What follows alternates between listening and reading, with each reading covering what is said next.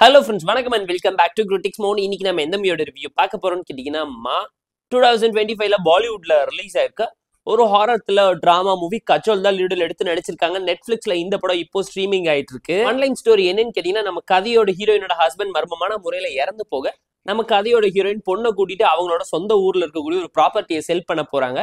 போன இடத்துல பொண்ணு காணாம போக அதுக்கப்புறம் ஹீரோயின் வாழ்க்கையில் தொடர்ச்சியா நடக்கக்கூடிய சம்பவம் என்ன, அந்த ஊருக்கு இருக்கக்கூடிய சாபம் என்ன, இதுக்கு முன்னாடி அந்த ஊர்ல இருந்த பொண்ணுங்களுக்கு எல்லாம் என்னாச்சு, நரபலி கான்செப்டை வச்சு இவங்க என்ன கதை சொல்ல வராங்க, ஹீரோயின் பொண்ணை கண்டுபிடிச்சு காப்பாத்தினாங்களாங்கிறத இந்த படம் பார்த்து நீங்க தெரிஞ்சுக்கோங்க. நம்ம மாதவன் நடிப்புல பாலிவுட்ல ரிலீஸ் ஆன சைத்தான் மூவியோட யூனிவர்ஸ்ல மாந்திரிகத்தையும் நரபலி கான்செப்டையும் கலந்து நம்ம கதையோட ஹீரோயின் கிளைமேக்ஸ்ல காலியா வந்து என்ன சம்பவம் பண்ணிருக்காங்கிறத இந்த படம் பார்த்து நீங்க தெரிஞ்சுக்கோங்க. பெர்ஃபார்மன்ஸ்ல கஜோல அடிச்சுக்க முடியாத அளவுக்கு அம்மாவா வந்து அட்டகாசம் பண்ணிருக்காங்கிறது இந்த படம் பார்க்கும் உங்களால தெரிஞ்சுக்க முடியும்.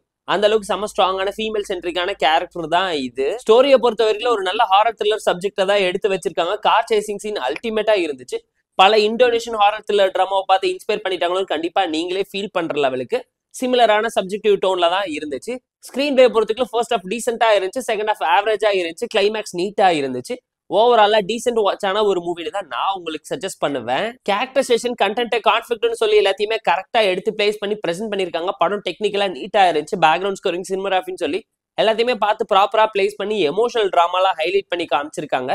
ஜம்ப் ஸ்கேரி சீன்ஸை படம் முழுக்க நிறைச்சு வச்சிருக்காங்க. அதை மட்டும் இன்னும் பெட்டரா ஹேண்டில் பண்ணிக்கலாம்னு கண்டிப்பா நீங்களே ஃபீல் பண்ணுவீங்க. ஸ்லோ பர்ன் டிராமா தான் இதுவும். விஎஃப்எக்ஸ் சி ஜோக்ஸ் எல்லாமே இன்னும் கண்டிப்பா பெட்டரா இருந்தா படத்தோட ஸ்டாண்டிங் வேற லெவல்ல இருந்திருக்குன்னு கண்டிப்பா நீங்களே ஃபீல் பண்ணுவீங்க. ஆலமரத்தை வச்சு அட்டகாசம் பண்ணணும்னு நினைச்சது தப்பு கிடையாது. பட் டீமனை வச்சு அட்டகாசம் பண்ணியிருந்தா கண்டிப்பா த்ரில் எலிமெண்ட் கிடைச்சிருக்குன்னு நீங்களே ஃபீல் பண்ணுவீங்க. பிளாஷ்பேக் போர்ஷன், அந்த டிராமாக்கு பின்னாடி இருக்கக்கூடிய ரீசன் லாஜிக் எல்லாமே அக்செப்டபிளா நீட்டா தான் இருக்கு.